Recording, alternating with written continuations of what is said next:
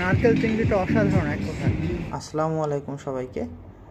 গত বছর যখন আমি কক্সবাজার এসেছিলাম তখন আপনাদেরকে বলেছিলাম যে হোটেল বে ওয়াশ এখানে আমি নেক্সট টাইম আসলে থাকব, কিন্তু এবার সময় হয়ে ওঠেনি এখানে থাকার।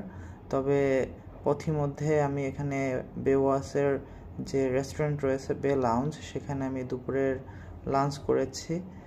তো বে ওয়াশ যে হোটেলটা সেটা হচ্ছে বাংলাদেশ সেনাবাহিনী দ্বারা পরিচালিত, কিন্তু সিভিলিয়ান যারা আছে তাদের জন্য থাকার সুযোগ রয়েছে এখানে।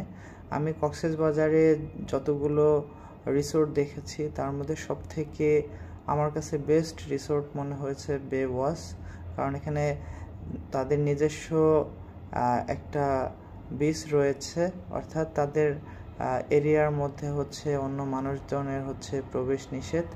তবে আমি যে কোনোভাবে সেনাবাহিনীর কোনো প্রতিষ্ঠানের সাথে যুক্ত থাকায় আমার জন্য সেই সুযোগটি হয়েছিল তাদের যে সি বিচ আছে সেটা ঘুরে দেখার।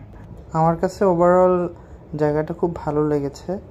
আমি আপনাদেরকে সাজেস্ট করতে পারি 100% আপনারা এখান থেকে নিরাশ হবেন না এবং প্রকৃতির এক অপরূপ সৌন্দর্য আপনারা উপভোগ করতে পারবেন।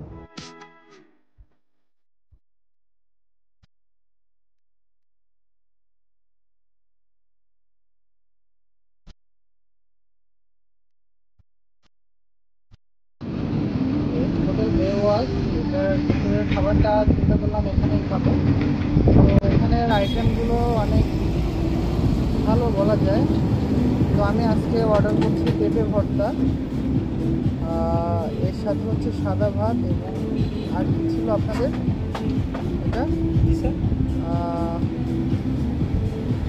বরিশালের একটা নারকেল চিংড়ি একটা, হ্যাঁ, সাদা ভাত আর হচ্ছে পেঁপে ভর্তা। ডাল আছে?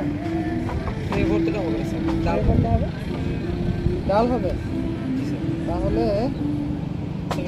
রাইস করে দেবো। টমেটো ভর্তা হবে স্যার। Okay fine. এটা এই তিনটা আইটেম রাইস করে দেবো। হ্যাঁ, রাইস হচ্ছে দিবেন। ড্রাইভার আছে, তিনটা দেন। তিনটা বেশি হয়ে যাবে না? দুইটা দিলে তো একটা একজনের জন্য একদম ছোট, তাহলে তিনটা দেন আর দেখতেছি বাকিটা। তো চলুন শুরু করা যাক, দেখি এখানকার খাবারের স্বাদ কেমন হয়। এটা হচ্ছে বরিশালের নারকেলের চিংড়ি, এটা হচ্ছে টমেটো ভর্তা।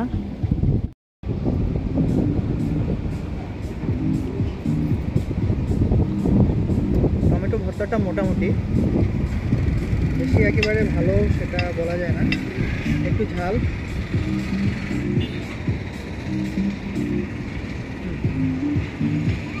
নারকেল চিংড়িটা অসাধারণ এক কথায়। তো সবাইকে আমন্ত্রণ থাকলো, আপনারা বে ওয়াশ হোটেল এবং বে ওয়াশ লাউঞ্জ এখানে আপনারা আসবেন। তো খাবার নেওয়ার সময় অবশ্যই পরিমাণটা একটু বাড়ায় নেবেন, কারণ এখানে সব কিছুর কোয়ান্টিটি একটু কম দেয়। তো সবাই ভালো থাকবেন ইনশাল্লাহ। আল্লাহ হাফেজ।